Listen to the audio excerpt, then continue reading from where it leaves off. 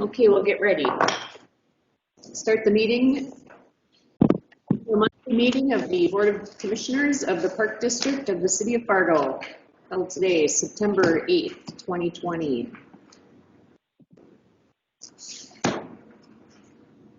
We have a motion to approve the minutes from the previous meeting. So moved. Second.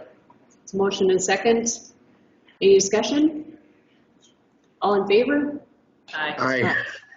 Motion carries. Approval of August bills. Move to approve as presented. Second. It's been moved in second. Any discussion? All in favor? Oh, Oh, we got a poll word. Yeah. I Commissioner forgot. Morgan, Aye. Commissioner Dawson, Aye. Commissioner Rosted, Yep. Commissioner Deutsch, Aye. Commissioner Griggs. Aye. Motion carried. Okay, any changes to the agenda? No changes, Madam President. I just want to clarify, though, at 6 p.m. we'll open up the hearing for the 2021 budget. And if anybody from the public would like to speak on that, and then immediately following that, we'll take up item number 14, approval of the 2021 budget. All right, thank And then you. continue on with our regular agenda. Okay. Is there anyone in the audience that would like to be recognized? We have a lot of people here tonight. Okay. Director's report. Director's report, I have one item to update the commissioners on. I have spoken with Alex from Fargo Youth Baseball, and they are working, as you know, they've been working on a clubhouse, but they're also working on a grandstand addition between the right field, basically down the right field line between the dugout and the current grandstand on Starry on Field. And it's about a $22,000 concrete slab, which would support the addition of the grandstand. And they have a commitment from a contractor that if they can get it done yet this fall, because he has some time, that they could get 20 of the $22,000 donated, which includes all the labor and the vast majority of the concrete. It's basically a 12-inch slab that the grandstand would be bolted to. I think there's like 4 small footings in there, pier footings. But they are required to go to the Park District to get approval for any new additions to that complex. And we just felt that if we can review it as staff and everything looks all right, that we just approve it staff-wide instead of bringing every new addition to the commission. So I just want to give an update regarding that if commissioners approve of that, then we grant permission to start that project in late September. So I just want to see if that was something you guys would agree to. As long as staff approve the addition, that we just move forward with that. So, Dave, as they add things, do they own those things on our land? Yeah, we've just been talking about that with insurance purposes, that if we feel it's an addition that only they will benefit from, for the majority of the games, we would ask them to own it and to insure it as well. Okay, because that was going to be my next question, was who insures the turf, who insures the grandstand, who insures And whatever else they back have and out forth there. on that, with staff, with Tyson and Dave. We feel it's probably the best way to handle that. Take care. Count down the goodness. Oh, no. Well, hey, at least goodness is coming. I mean, I think that's opportunity. Could be a good sign. I don't want to wait an hour, though. Can we have it now? What is that? I don't even want to know what it is. So really the big thing for me is I just want to make sure everything's insured by one or the other. Should we have claims? I mean, we got a lot of investment out there, us and them, or in anywhere else for that matter. But, for that insurance stuff. Yeah, so what we're working towards is anything that they put on the property and they're using exclusively, they'll insure it. Okay. The turf, we've paid for half of it, they paid for half. So I'm insurance looking back into it to see if it's even worth insuring it, but if it is, we'll probably insure that. Okay. Anything they put on, they pay for, and they're using exclusively, they'll be their responsibility to insure. And is that just gonna be kind of the standard for any user we have? I think so. Okay. Can you put that into any agreements we have with them? Yep, and we'll work on that. Does that also go for, anything they bring and leave on our property, whether it's Like a batting cage or batting anything like cage that? or, stuff that's nets or whatever goes up? Yeah, I Yes. think we'd have to, Exactly, Kevin. make sure we cover those and address those. I mean, just so we know one way or the other, whether it's us or them, and so nobody thinks, well, you're gonna cover it because I left it on your property or vice versa. All right, Was it a year ago, there was a windstorm that took the netting down for Lake Lake? Took the light pole down. well, the light pole crashed on the turtle. Crashed on the turtle. So how was that rectified? We asked our insurance company about that, and since it was an act of nature or God, that they feel they weren't required to cover that. So we talked with Fargo School District, Post 400, and it was previously, Dave, was it Post 400? Originally, it was Fargo School District, batting. batting turtle, so they allowed Post 400 to use it out at Starion. Well, it fell right in the direct path of the light pole, and our insurance company rejected the claim. So, in working with the school district, Post 400 and us, we decided to split the cost for the replacement 3 ways. Because we felt, while our insurance company said it wasn't the light pole's problem, It was our light pole? it was our light pole, but there's still some liability associated with our light pole, so I just felt it was better to split it 3 ways. And now I'm going down a very, Tangent. well, now I veered. We only have Now I'm 20 gonna ask about light pole. 24 All minutes. the others till have been hearing. checked for integrity We- and welding and We whatever. fixed I all think the that other was ones. the There other. was several of them Sorry. that needed the welds x-rayed and then gussets. It's a complex topic. Okay, thanks. All right, So that's all I have. okay. Any other director comments? Foundation director report. 2 items. Our board meeting, foundation board meeting is on September 21st this month, so 2 weeks from yesterday. And then the foundation golf tournament, 3rd annual, is on September 22nd at Rose Creek. You're certainly all welcome to attend, golfing or not. It'll be warmer than 45 degrees that day?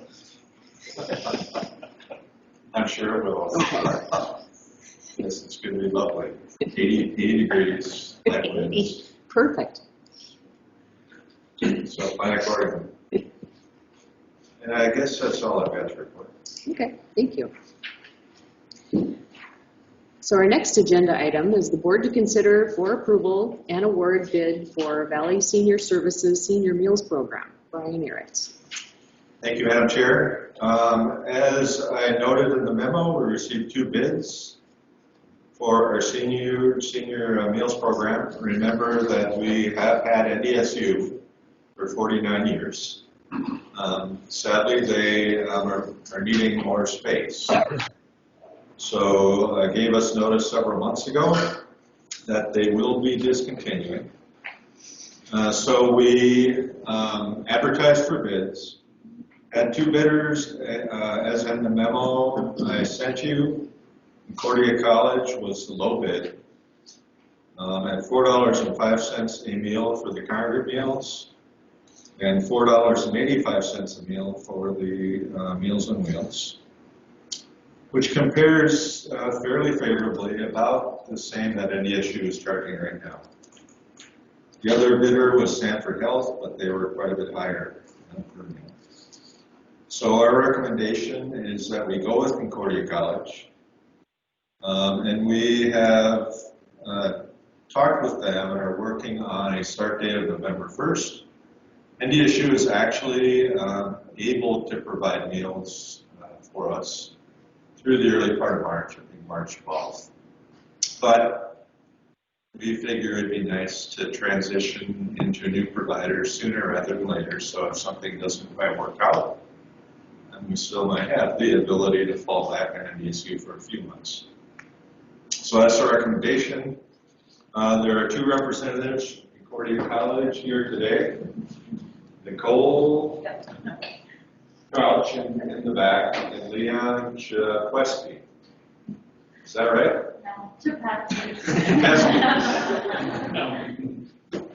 There's a lot It of. sounded the same through the mask. Yeah, maybe that's nice. So I guess I'll stop there, and if anybody has questions for me or any of the 2 reps from Concordia, I'll let you guys know. I asked you this at the facilities meeting, but how many meals a day are we talking about? Oh, ballpark, about 650 plus or minus 50 meals. So 600 or 700 meals a day. Moorhead, West Fargo. That is just Fargo meals. Okay. West Fargo, we have a kitchen at the West Fargo High-Rise Sure. that does roughly 200 meals a day. So this would just be replacing meals at the, I think it's 11 sites plus Meals on Wheels distribution from 3 different locations in Fargo. And are you looking for drivers? Always looking for Meals on Wheels volunteers, thank you. Call 293-1440 and we'll hook you up. Love it. I have a question. When did your contract end with NDSU? We signed an extension to the contract. I think that was for August 1st. But the contract has been in effect for 49 years. I mean, we have rebid the contract periodically. And the extension we signed was to allow for a slight adjustment in rates. So the rates we're paying them right now went up just slightly on August 1st. So there isn't going to be any problem with transitioning then whenever that date is decided by you? No, that's a good question. We talked with them before arriving on the November 1st date, and they're pretty comfortable, doing whatever works for us. They needed a 1-month notice, which is what they asked for when they gave us their notice of termination. So they don't order a bunch of food, in advance of whatever date we pick. And then on the Concordia end, are they flexible also? So far, I think they're very flexible. We'll see. But yeah, maybe that's a question for Leanne or Nicole. I think, we're flexible to the point where. Carolyn, do you want to come up front, please? Oh, by your speakers to help the Our folks speaking that are chair up there. You had a couple people remote. Is it, you mean not the podium? Yes. You can sit right next to Brian, or you can talk at the podium. I could stand, I'm comfortable doing that. I think, we're comfortable with having some flexibility within that. I think we've talked a little bit about that, but obviously we need enough time to, get food and do all those things. So, that requires a little bit of a planning, process. And so we're flexible. We feel comfortable with the November date, just because we feel like it gives us time we're going to have to secure some additional equipment, and NDSU is open to selling some of those items to us. And so that gives us some time to do those sorts of things within the next, month and a half. So the point being that you can't afford to have any gaps in your service. Yeah. So the transition has to be very smooth and agreed upon from every side. Mm-hmm. I agree with what you just said. We don't want gaps. November 2nd's a big day. it might be, Trent, like we talked to, they're doing service that Friday before we start that Monday. That gets a little tricky, but I think we've got some ideas in terms of, how to make that transition. And we're very comfortable with doing those sorts of things we currently do. Clay County, I think, like I mentioned in the prior meeting, and, a number of daycares. And so we're kind of used to those sorts of things. And And you would have a 30-day notice, right? The same 30 days as NDSU's agreement. That's typical, yeah, I mean, and I don't know if we talked about that, at all, but that's typically what most of our contracts have in place. How long of a They term can is make this? sure. How long of a term is this? Or how long is the agreement for? It's 1 year. 1 year. Okay. Plus 48? It's a 49-year. 49-year agreement. It's a 49-year commitment. Just saying. Yeah, right, plus 4. 50 if you want to beat out NDSU. That's right, maybe. 1 year at a time. All right, I move that Fargo Park District and thank you. Valley Senior Services enter into a contract with Concordia College for nutrition services at the rates outlined in the bid proposal dated July 27th, 2020, with a start date of November 1st, 2020. So technically, November 1st is a Sunday. Do we Kind of need to. monitor? We First day of need a service will be second November for 2nd. discussion. Okay, Is there a second? I second. So the contract begins on November 1st, but the service begins on November 2nd. Correct. Okay, is there more discussion? Jeff Goldberg? Commissioner Morgan, Aye. Commissioner Dawson, Aye. Commissioner Rosted, Yes. Commissioner Deutsch, Sorry, I was muted. Aye. Commissioner Griggs. Aye. Motion carries. Next up, board to consider for approval Eagle Valley Ridge Development request to purchase back property at Eagle Valley 5th Edition. Dave Leaker and John Yanis presenters. And I don't believe John's here, but Jim Bullis is here. So back in 2014, Commissioners, the Park District, and maybe if you want to go to the next slide, purchased about 8 acres just south of Davies High School. You can see the tennis courts on the very north part of the slide up there. And this 8 acres, it was purchased for a potential 2-sheet ice facility. And the school district also had about 8 acres north of our Davies softball complex that they were looking for as a site for an elementary school. We purchased this 8 acres in case the school would maybe want to swap those 2 properties, and we would put our ice facility up on their property, and then they could put their elementary school down here.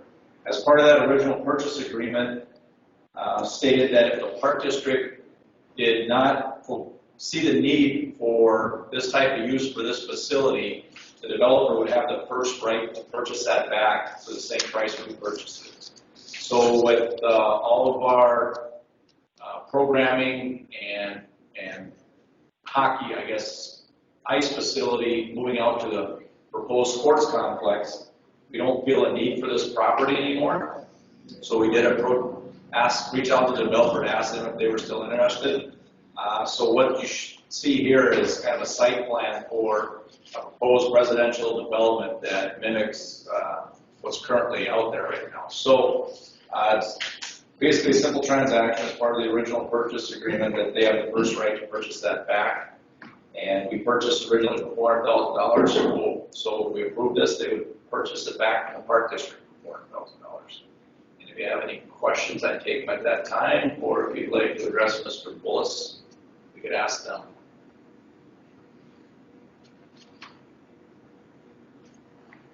Anybody have any questions? Is there a motion? I'll move to approve the Eagle Ridge Development request to purchase back the property at Eagle Valley 5th Edition as presented. Is there a second? Second. It's been moved and seconded. Any discussion? Jeff Goldberg? Commissioner Morgan, Aye. Commissioner Dawson, Aye. Commissioner Rosted, Yes. Commissioner Deutsch, Aye. Commissioner Griggs. Aye. Motion passes. Carries. Number 9, board to consider for approval FMCT repairs and expansion project. Dave Leaker, presenter. Okay, Commissioners, this one might get a little in-depth, so at 6 o'clock we'll have to pause it and move on to this budget hearing. So this one's been brought to several facility committee meetings and commission meetings. And I think what we landed on after our last facility meeting would be, we wanted to get what FMCT's final ask is, I guess, of the Park District. At one time, they had requested to expand their facility footprint, which would encroach into the park. And, you know, when looking back at the original dedication of that property, it said park purposes solely, so we kind of took a step back. We did draft up an amendment which would allow them to just repair their roof. And that was never fully executed. And I think upon doing their due diligence to meet the city's code about repairs to that roof, they found out that they needed an additional fire lane on the north side of their building. And when the design came back for this, it did encroach on the Park District property. So at the last facility committee meeting, we discussed that if they're going to have to encroach on the Park District property on the north side, what if their ask to the full commission was, would you allow the FMCT to expand their facility to the west and to the north? And I'm guessing the original request was about 11,000 square feet. This is probably more along the lines of 12,000 square feet. If the board would approve that request, conceptual request contingent on gaining permission from the Burlington Northern Railroad, which had purchased Northern Pacific, which put the original covenants on the property, and approval from the city of Fargo for the overall expansion. And then also they would have to enter in a long-term lease with the Fargo Park District. And 2 points on there would be to address the activities within the building and then also address the parking activities. So I guess at this time, and Eloise could comment on how their discussions are going with the railroad, and she might not be here till 6:15, so maybe this is probably unfair. Our plan was to have them show up at 6:15 after the budget hearing, but we're moving so fast that. You could ask more questions. What's I've that? got a comment, or I'm pretty sure that I saw this case on another agenda. Would that have been the agenda for the city commission? Yes, they are actually included in this is a resolution for the city. See if we can find that. Yeah, it's probably on the 4th or 5th page. It's a resolution, Fargo Moorhead Community Theater for the city commission, where they have actually taken up this question. So, and I think the city has already preliminarily approved this back in 1994. I'm getting all my dates because I've looked at it lately. But they previously approved the expansion, but they need to get the expansion for their current proposed expansion and the fire road. So that would take one of their approvals, and then they would still need the railroads. So I guess we would ask the commission to conceptually grant approval, I mean, just to let them know that we would allow them to expand into the park if they got those two permissions. So where they're just not kind of going down rabbit hole. So, One more question. Is the city of Fargo making an effort to deal with the railroad too? I mean, up till now, it seems like it's only been the community theater. Yeah, I did talk to Mayor Mahoney about that, and he suggested maybe you reach out to Senator Hoban, and I did pass that on to Eloise, so I don't know if she's had a chance to reach out to the senator or not. Mayor Mahoney just didn't think he had enough pull, so he pushed it up the line. A lot. That's what I thought too. I thought he had a lot of pull. Do we want to table this until Eloise is here? Do we have questions specifically for her? I think that's probably a apologize for good getting ahead of idea. myself. I forgot that. What I want to know is which of these 4 pages are we going by? Because I've got a Yep. phase 2 with a Fair really question. long fire road, a phase 2 with Would be a this really short fire right road, here. This green one is the footprint. The green line. and then this one I don't think matches up with those. So are we approving, we're approving obviously the fixing the roof, which we've already done. But we're approved, this is the one you're talking about? That shows the green line is the original footprint, and the red line shows the expanded footprint with the new addition and the fire room. This one. And we're so we would approve the remodel contingent upon the railroad giving them permission, And the city, correct. and the city giving them permission to And use then the entering into a land. long-term lease and addressing some of the points. Yep, and that's when we would address the usage of the space, the parking lot, and their contribution to whether it's plowing or maintenance. Will we clean up the lease? Yeah, we cleaned it up. And Andy, can you hear me, Andy?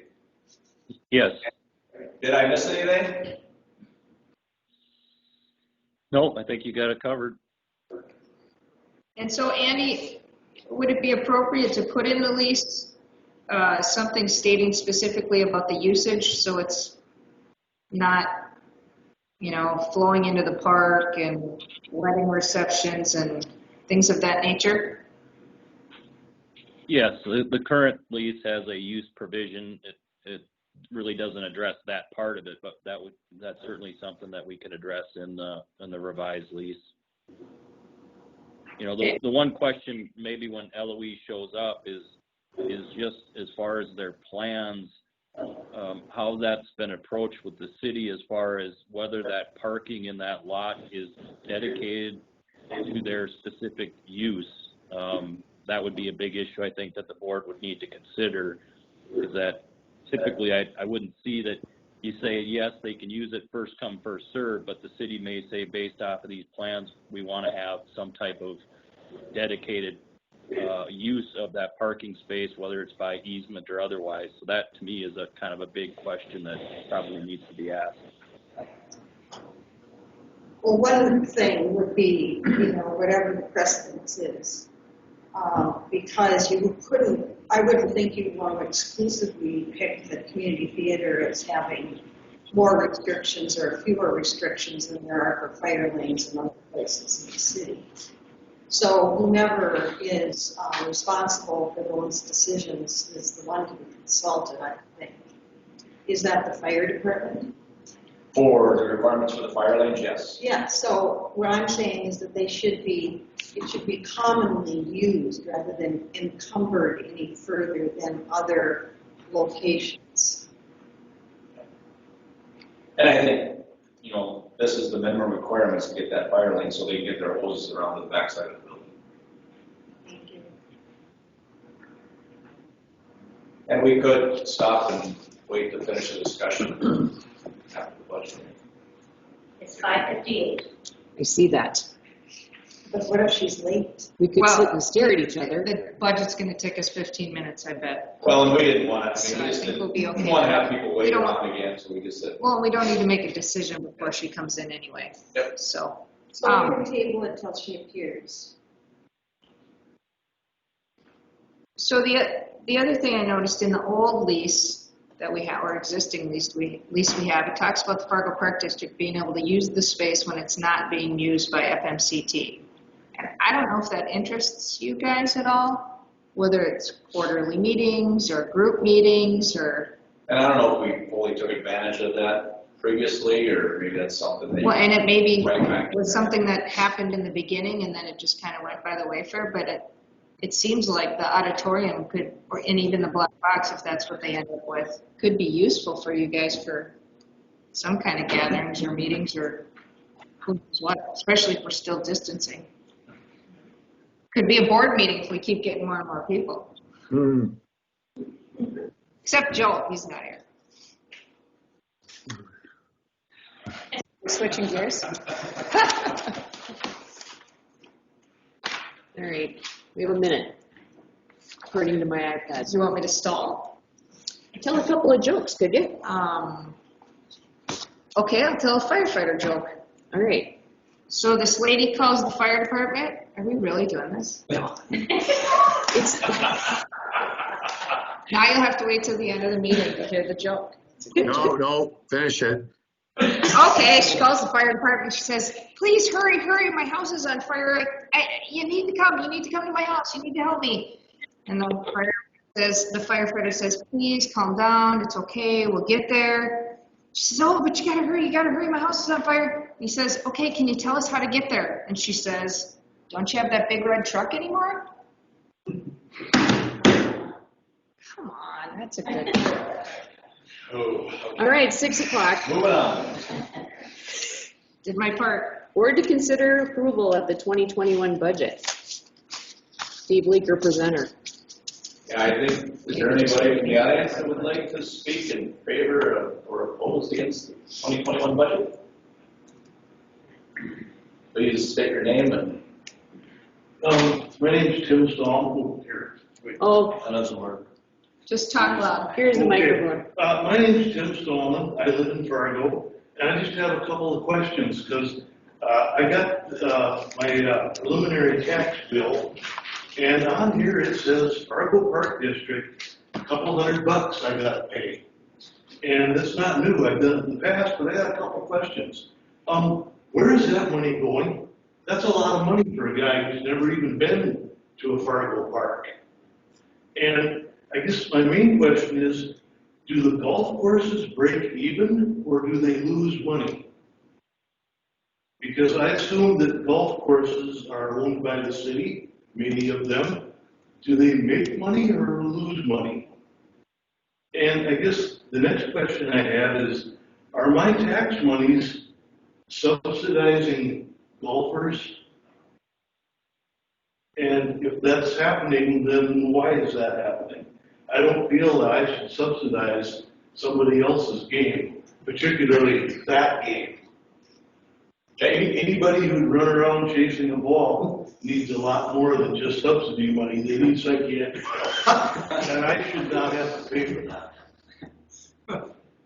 And that's my questions. Okay, so first question is, I believe about 6.5 cents out of every dollar, so 6.5% of every dollar goes to the Fargo Park District.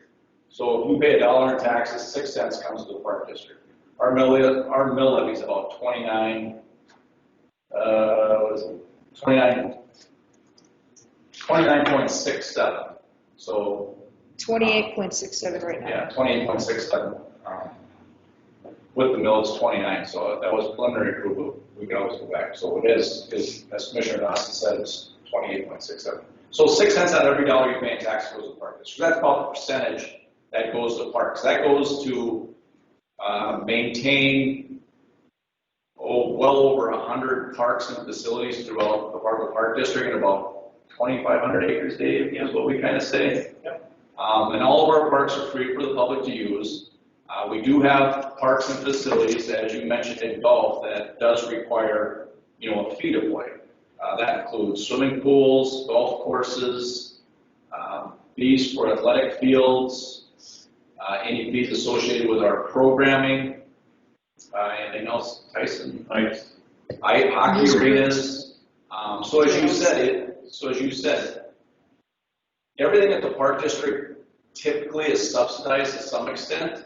Now, as it gets into a more kind of personal type program like golf, it subsidizes less versus a youth program like baseball or softball, where it's subsidized more. So while it's subsidized less, the golf course are subsidized to a certain percentage for the public. Otherwise, you'd be paying, what a private course pays. And what we do is subsidize it so that everybody has a chance to play. And as you mentioned, golf is not for everybody, but golf is for a vast or large part of the population out there. So that kind of explains what we do have. Parks, pools are subsidized, parks are free to the public, trails are free to the public. A lot of our events are free, and that's why your tax money goes to. But you said 6% goes to the park. Out of every dollar tax. Okay. Where's the other 94 cents going? I'm not sure on these numbers, but I think the schools are like in the 68%. The city of Fargo is probably in the 20%, and then you got the county, 2 governments. So those are the 4 governmental entities. Wait a minute, you're talking about the total tax that I pay. Yeah. No, I'm just talking about just the slice, my $200. Yep. Yeah. For the, yeah. And That all goes, it says right here. Yeah, it goes to It Fargo. says Park District, Fargo Park District, $200. Yeah. That, all of that, not just 6%. No. No, okay. So in other words, I'm paying $200 to subsidize golfers. I don't mind subsidizing kids. That's fine. But I'm subsidizing golfers who are fairly wealthy people, generally speaking. You're paying $200 total. Are you saying, right? For the year, you pay $200 that goes to the park district. Right. Right? My total And is then we take $1,000. your $200 and my $200 and Stacy's $200 Right. and we pile it all together. And then we do all the things we do in the community. So that's Island Park and Lindenwood and the golf courses and the swimming pools and the hockey rinks and all of the park facilities Okay. with that money. Now, I'm not necessarily disagreeing with you on what should be subsidized and what shouldn't be, but your $200 isn't just going to the golf course, it's going to all these things. So the little kid who plays t-ball and the person who uses one of our walking trails and someone who wants to go walk at South Arena in the winter because it's, cold outside, all the different things we have in the community, the free events we do, all those things. That's where that money goes. Okay.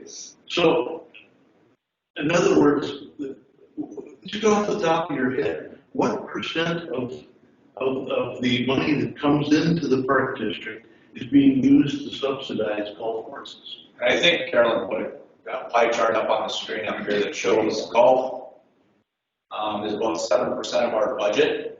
And that doesn't mean 7% of your $200 goes to golf. That is just what all of our revenues, golf fees and everything is part of our budget. So there's no way to tell what percent of the tax dollars are going for actual subsidizing of golf. Oh, we can probably figure out what our total budget is. The numbers that you guys calculate. It's probably about 1.5 to 2%. So our total budget is about $33 million. We'll subsidize on an average year probably $500,000 to $800,000 in golf. So it'd be around 1.5 to 2%. So then, what you're telling me is the golf course is almost break even. Yeah, I guess what your definition almost is. But yeah, I mean, Within a few percent. Yeah. Okay. I'd just like to say something about, general operating nonprofits, that they're always up. There are lots of different programs. Some people appreciate some more than they appreciate others. Someone could say, well, I don't see why you're spending all my money on swimming pools. It just happens to be a preference of yours not to appreciate golf. But one of the real reasons that it's really significant that the parks are well funded is because of wanting to attract and maintain a strong workforce in the city. It's one of the biggest problems. The parks and recreation contribute to a quality of lifestyle that's attractive. And without that, people aren't going to want to come here, especially because of our climate. So if we have really quality programming, and whatever programs we're offering to the citizens, it enhances the life for everybody that lives here. Okay. Does that make sense? Well, it makes sense, but generally when I spend $200 on something, at least I get a free beer out of the deal. Here I'm paying $200 Let's see. for a portion of the taxes. And We're not even having German festival to be able to sell them up there. I'm not getting anything out of that. Well, I would beg to differ. I have a feeling that you might use a park, even if you don't realize you're using a park. Well, and the other thing is, I never see any kids in the parks. They're in their parents' basement with the computers. You need to get out and drive around. Get out of the basement. It seems to me that I'm not getting my money's worth. And with that, I have a suggestion. The program guide, the brochure, did it just come out for fall? It's I recently. would say what you need to do is find something that's worth at least $200 a year. For you to take part in, that will make it worth your money. okay. And I bet you'll find some. Well, I eagerly await the brochures. All right, well, we should have one here someplace. If you sit tight, I bet Carolyn will, We'll have one before you she'll leave. go 100 yards and get you. Maybe you need two, because then you can find a friend to do something. Anyway, But, just In all- to see what- in all what seriousness, dropping $200 we do here. appreciate you coming, we appreciate your interest, and we're happy to answer your questions. Okay. and Because you more or less did that. we're all paying taxes as well, so it's Okay. important that we're spending our dollars wisely and and it's important for us that we're finding something for everyone to be able to do and use. I mean, hopefully there is something that you say, we can use that. And I think you'd be surprised how many kids are actually out there. I've never seen There's it. more than Oh, Thank you for your time. You need to stop it. Democracy in action. I get to complain for 2 minutes. If you drive down here, you might actually still see one of the tennis teams practicing at Island Park. Okay. And we're also looking for volunteer drivers. For Meals on Wheels. Meals on Wheels, there you go. It's like, with all this money, you shouldn't be going.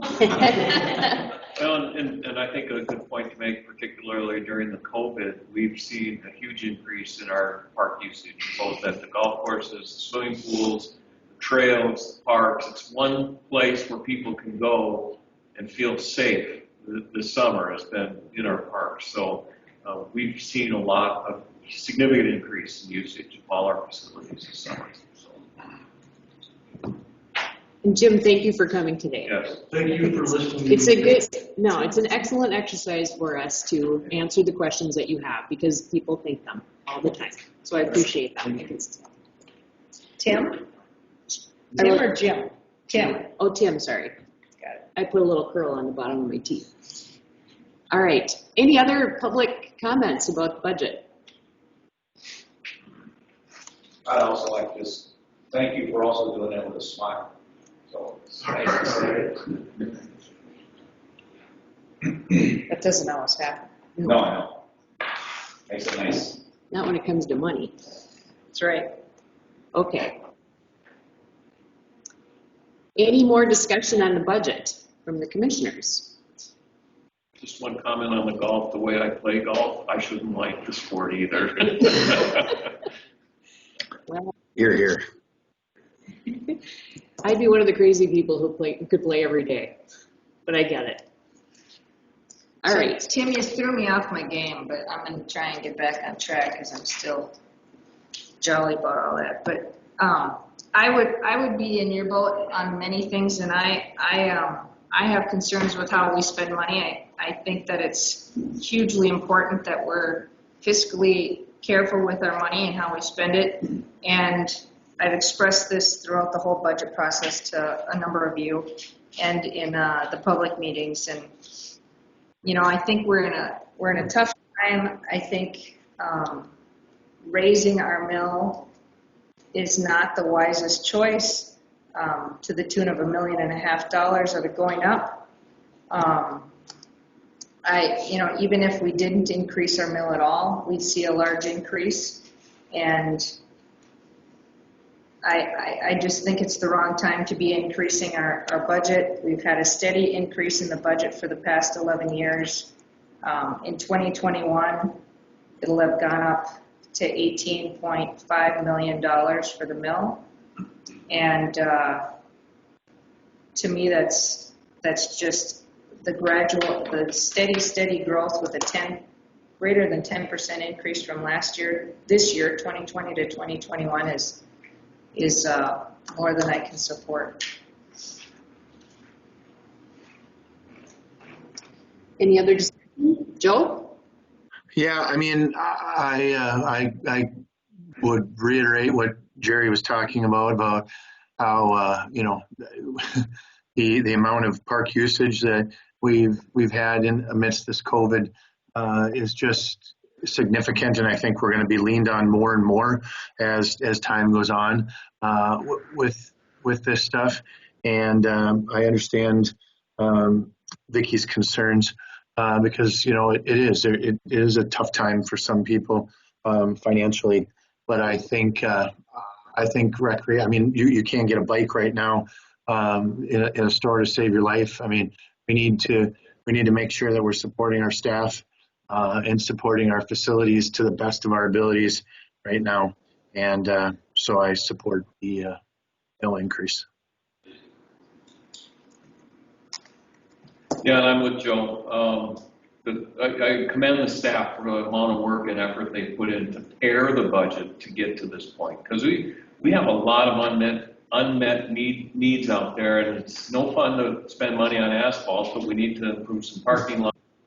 It's no fun spending money on deferred maintenance because that's not bringing anything new and different to the district. It's not something shiny and new, but we still have to maintain.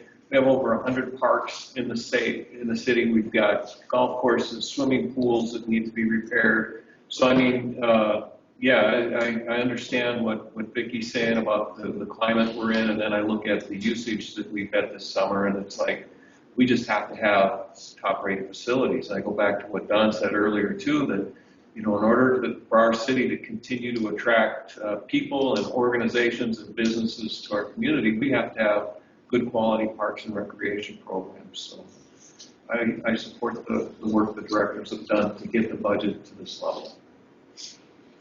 I have a comment too. I would support the budget as it's been presented. One of the things that I've mentioned before is because of this wonderful response to parks and recreation this year because of COVID, we've gained so many new people who are appreciating the parks. And I would like to see that continue. It's not only happening in Fargo, of course, but even in all of the parks, the national parks, the state parks. It's very difficult for people to even get reservations, whereas before, you know, they were saying nobody goes here. So I think that in support of continuing to encourage the population to lead healthy lifestyles and participate in what the Fargo Park District has to offer, that we should support this mill levy. Thank you. I concur with my fellow commissioners on all of the points made. I don't like to see us go backwards in keeping up with our maintenance. I think that in the long run that costs more when you start to try to catch up. I see a lot of faces in parks. I've spent a lot of time driving through or walking through Lindenwood and sitting at Island Park and just watching the activity, and there is a lot going on in our city, and we do want it to be a great place for people to move to in July and still love it in January. So I too support this mill. So we'll need, at this point, we need a motion to approve the budget, the 2021 budget as presented, which is milling of 1 mill. So moved. Second. It's been moved and seconded. Any more discussion? Jeff, poll the board. Commissioner Morgan? Aye. Commissioner Dawson? Nay. Commissioner Rosted? Yes. Commissioner Deutsch? Aye. Commissioner Griggs? Aye. Motion carries. Go back to number 9, FMCT, just in time. And I'll jump in here. Eloise, I apologize. We were moving so fast. We actually had some discussion before you got here. We didn't want you to have to get here early and wait, so we thought we asked you to get here at 6:15. But we have been discussing it. We basically talked about having the commissioners or the board conceptually approve the expansion request for the facility and also the fire road contingent on FMCT getting permission from the city of Fargo, which there's a resolution coming up at the board at the commission meeting, or probably tonight. They passed, okay, thank you. And then also getting permission from Burlington Northern Railroad, which used to be, or they've taken over Northern Pacific. So, and maybe you could update us on that. But they would approve a contingent on those two, which one's already been met. And then also with signing a long-term ground lease, and then several items in there that we just need to address, the activities and parking and things like that. So I don't know if you have an update on how the talks are going with the railroad, or if there's anything you'd like to add. You could step up to the podium if you'd like. We have kind of a unique setup tonight, and our microphones are right here.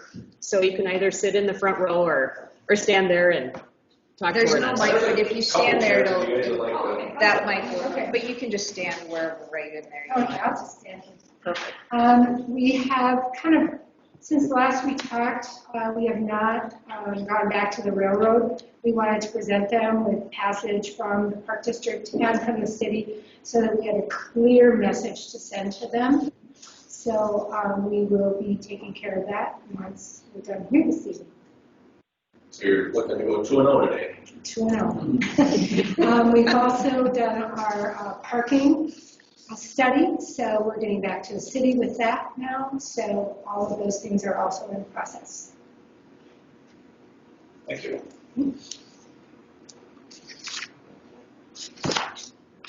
Okay. Don't go too far. Okay. Do we want to get a motion on the floor and start discussion, or would you like to ask questions prior? I want to just ask a couple of questions, if I may, of Eloise.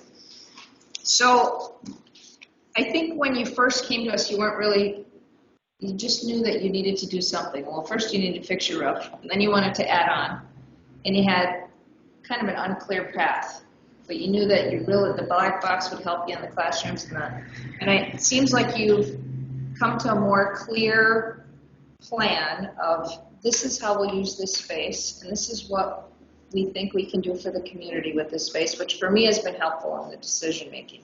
Because when you first came to us, it was like, well, we might rent this out and we'll use this a couple times here and there. And so this has been helpful for me to be able to see, okay, what are these classrooms used and who actually uses your stuff? So when you gave us the information about the different rentals, they're not just renting it to Tyson and his buddies who want to go hang out for a few hours, right? So it's been nice. It's been very helpful to me to see what your usage is for, and even the number of students you have. It's like a large sports team if you really want to look at it that way. So that's been helpful to me. I still have concerns what it's going to look like, and I like that I can't notice it when I'm in Island Park. I think that's important to me as a user of the park and the community using the park, that it's there and it fits in well and it's tucked away in there, and that it's not this big horrible thing that's intruding on my picnic or whatever I'm doing. So I'm cautiously optimistic about what that giant black box is going to look like. But I appreciate all the work that you guys have put into it, the information you've given us. That's my deal. Okay, Don? Well, considering that the architecture working, I'm sure the building is going to be beautiful. There isn't any question in my mind that it's not just going to be some thing in the park, but that it'll have its own architectural integrity and be an attractive part of the park. And we've invited Stacy to join us as we look at those final drafts, so the Park District will be able to tell what's happening. Thank you. One other question, how far are you with the city? We passed that this evening. Oh, I knew there was a city commission meeting. And they passed it, no problem. Okay, very good. So I noticed fencing has gone up around it. Is that just for a safety precaution? Yes, or- it is. Okay. It's getting a little more tenuous in there, so we put up the fencing just as a safety precaution. Okay, are we ready for a motion? So I'll make a motion that we approve the concept, including the expanded footprint facility, which includes the fire road contingent on getting the city approval, which you already did. Or that was just the, was that the, So the commissioners, was that an approval to? yes. Okay, because I know there was a motion or a proclamation in there somewhere. Let me finish my, I have to have contingent on the city approval and railroad approval for both, and contingent on the negotiation of an acceptable new ground lease as presented. Is there a second? I'll second. It's been moved and seconded to approve the resolution. Jeff, pull the board. Is there more discussion? Jeff, pull the board. Commissioner Morgan, Aye. Commissioner Dawson, Aye. Commissioner Rosted, Yes. Commissioner Deutsch, Aye. Commissioner Griggs, Aye. Motion carries. Thank you for your patience. thank you, ladies. All right, number 10. The next item, Commissioners, is related to the Anderson land sale. As I'm sure everybody's well aware of our past history, and I was trying to sell it over the last year. We did try through 2 bid processes, which ultimately didn't work out. The third was to use a broker, and for the century code, there needed to be a multiple broker listing agreement. We did have 6 brokers. So over the last 3 months, the staff have been evaluating the 3 offers that were submitted for the Anderson land. At the August board meeting, we discussed it, and it was decided to give all 3 parties until the following, or the Tuesday following, which was on August 11th, to present their final offers. Since that time of receiving the offers, we've been evaluating the offers, both in staff. We did have Commissioner Dawson also evaluating those offers. Asked questions with our legal counsel, City of Fargo personnel, both engineering and planning, and then did meet with the top 2 developers to address any questions that staff or commissioners have. So after the careful consideration, staff had recommended at a facility committee meeting to accept the offer from Epic, which was for $6 million. As part of that, there is a 90-day due diligence period that we develop work with them and develop a developer's agreement. Part of their offer was to deed 4 acres back to the park district, which was a very valuable consideration for us. So over that next 90 days, if this offer is accepted, we meet with the Epic group along with our legal service, our legal team and their legal team, and work out the purchase agreement. So if you have any other questions, feel free to ask at this time. Any questions from the commissioners? Joe? Nope. Is there a motion? Andy, Yes. does this all seem workable for you? Yeah, I did have a call today with Epic's attorney Kyle Pender just to kind of walk through in the event that this was acceptable to the board, just to make sure that kind of walk through their draft purchase agreement and discuss some of the things that I think will need to be reworked. And I think we're both comfortable that we can get to an acceptable agreement. Okay. And accepting the offer based on criteria and recommendation of staff, that all seems okay as well? Correct, yeah. So I guess I would see that the accepting the proposal subject to an acceptable purchase agreement being negotiated, and then authorizing the president and probably the clerk to sign the purchase agreement on behalf of the board. Thank you.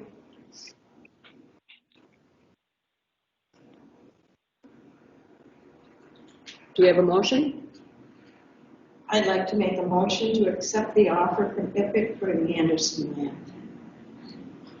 Is there a second? Second. It's been moved and seconded to make motion to accept the offer from Epic for the Anderson property in the amount of $6 million, dependent upon legal review and agreement. Is there a discussion?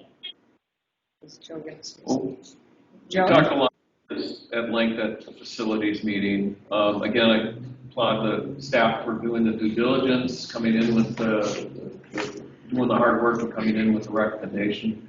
I also like to thank both all 3 firms for submitting a bid and expressing interest in it. As we talked about at the facilities meeting, we originally thought this was going to be a land sale, but when you start looking at tiebreakers and some of the differences between the 2 bids, you got to pick one. It would be nice if we could have sold 2 sets of properties, one each, but we didn't have that available to us. So it becomes a a hard decision that we have to make, and I'm comfortable with the EPIC proposal. Any other discussion? Yeah, I mean, I'd go along with what Jerry's saying. You know, at the end of the day, I support the staff and their desire to look at this route with the notion that, you know, there's the land purchase and then there's the ventureship, and, you know, there's separate entities and the purchase is made and that's over. And if for some reason things didn't work out with our involvement in the other portion of it, we still have the purchase of our land as was originally planned in the first place.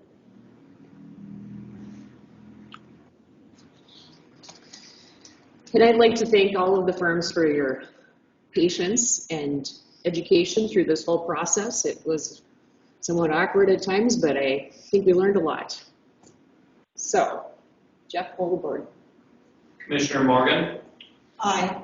Commissioner Dawson? Aye. Commissioner Rosted? Yes. Commissioner Deutsch? Aye. Commissioner Griggs? Aye. Motion carries. Number 11.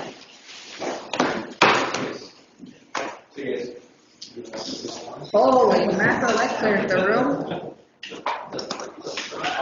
Good thing I went that way. You know, we can watch Diggers and baseball at the same time. We're not interested in the Courts Plus membership. It's like a dream. What about the growing together? Well, Wow, you want to clear a room. Wow.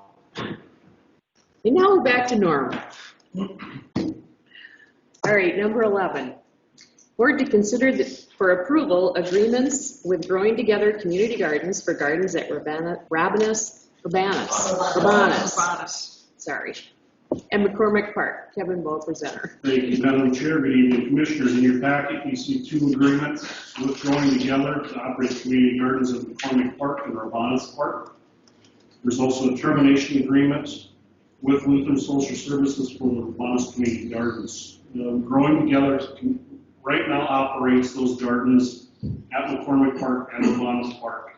At McCormick Park, we had the agreement with Charism. As you remember, a few months back, Charism is now merged with the Boys and Girls Club and is no longer a 501c3.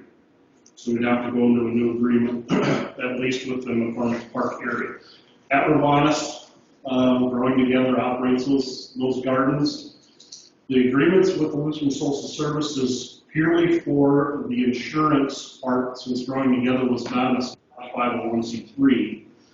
Now that they're an established group, they can provide the insurance coverage for anything liability that would happen. So with that, you could consider the two proposals or two agreements, as well as the termination agreement with Lutheran Social Services for the Rabanus Park community gardens.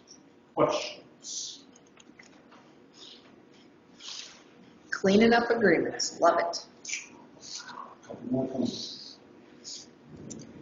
Any other discussion?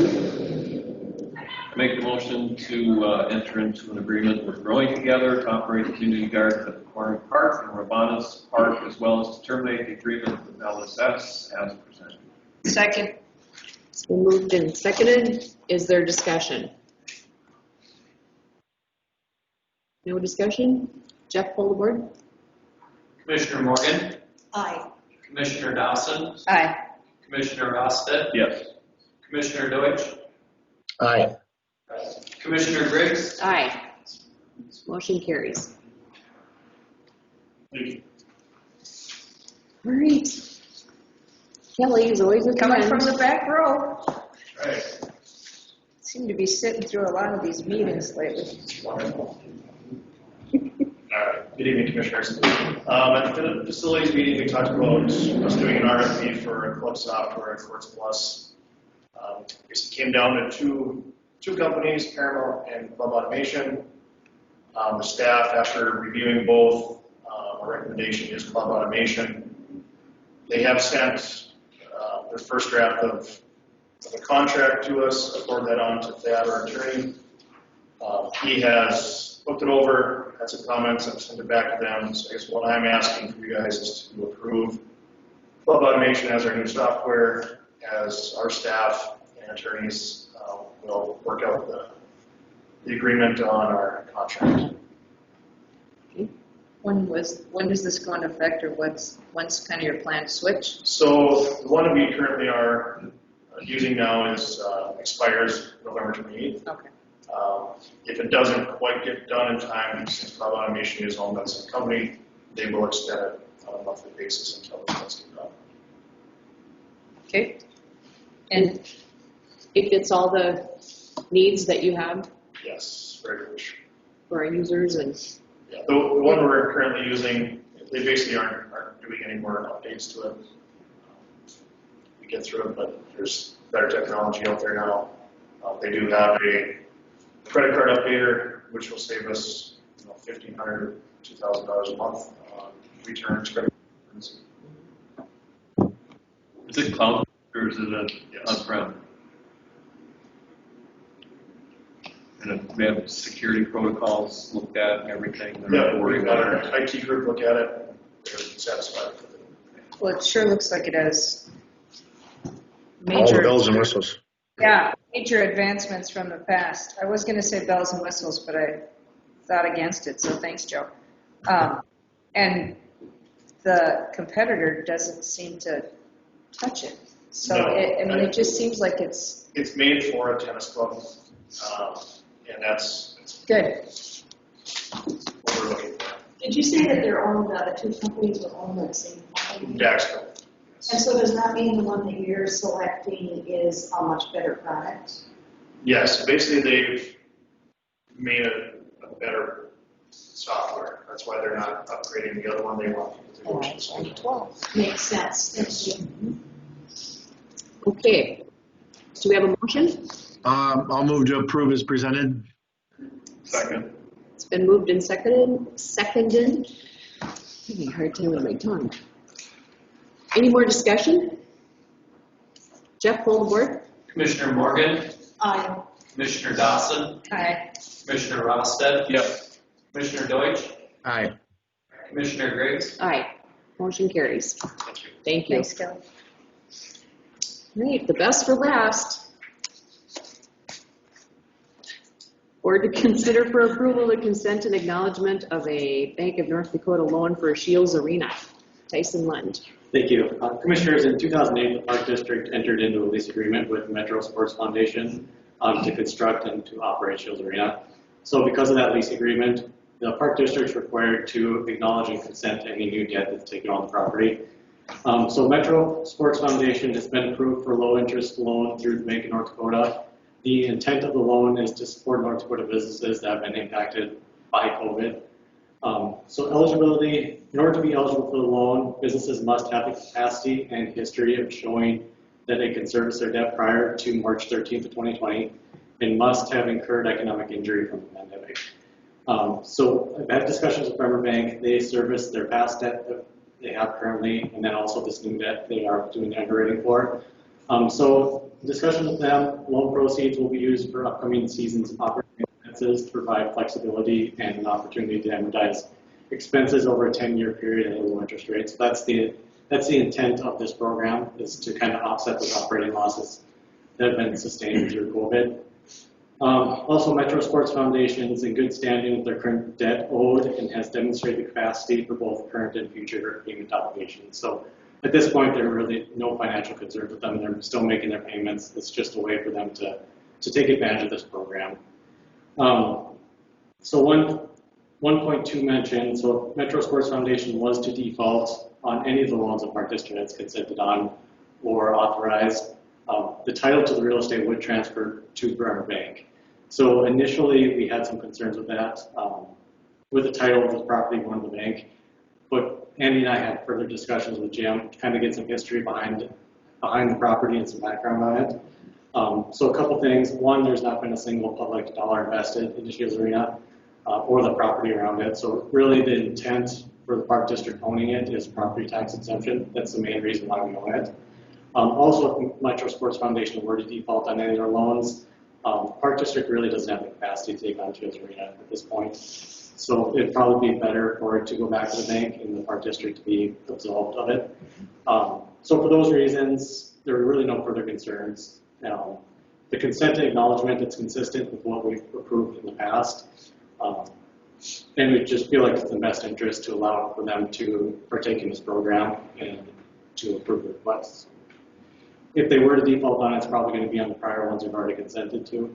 And like I said, probably don't want the property anyway. So.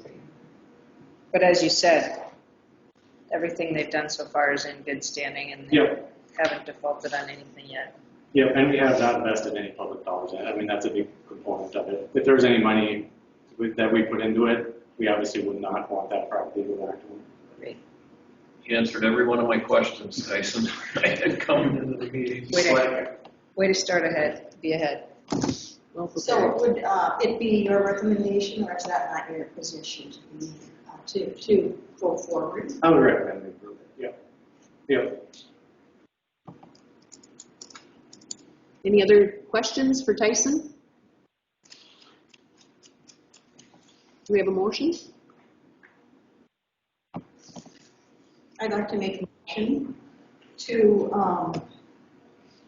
follow Tyson Lund's recommendation and move forward with the loan for Shields and me. Second? Clear enough, Jeff? Yeah, we can do that. Okay. Yeah, the motion be to approve the consent and acknowledgement of the Metro Sports Foundation's Bank of North Dakota COVID-19 case recovery loan. That work? Yep. Yes. All right, that's Yeah. Is there, Thank you, Tyson, for providing the sample. That's right. is there discussion? Jeff, poll the board. Commissioner Morgan, Aye. Commissioner Dawson, Aye. Commissioner Rosted, Yes. Commissioner Deutsch, Aye. Commissioner Griggs. Aye. Motion carries. Any more business? Madam President, I've got one individual here in the audience that I believe would like to speak. No? Sure. I guess I can introduce myself.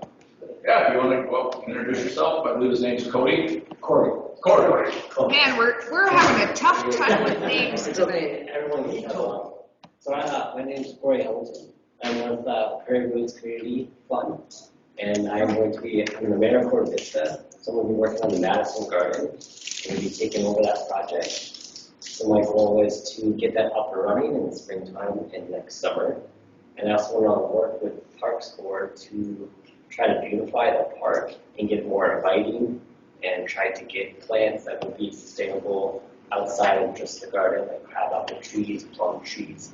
That way people in the community can come to the park, even if there's not a garden, and be able to have access to food. Have you talked with Jack Woods at all? Yeah, I actually worked in the garden with him this morning. Okay, good. I'm sure he'd be more than willing to help. Yeah, it seems everybody is more to help, which is great. I like that. I like this sense of community. Great. Yeah, just a little history. I mean, we done last year to have a garden out of Madison, and with the extremely wet year we had, and probably didn't have the best drainage at that location. I don't think they had the leadership to put a garden this year, but we appreciate Corey taking up that challenge for next year. And yeah, we'll do everything we can to help out with the drainage and look forward. Sounds great. Thank you. I gave Corey my card, and he can work through me and Mr. Beats on developing something at that. Nice. Thank you for being here and your work. All right. Meeting adjourned.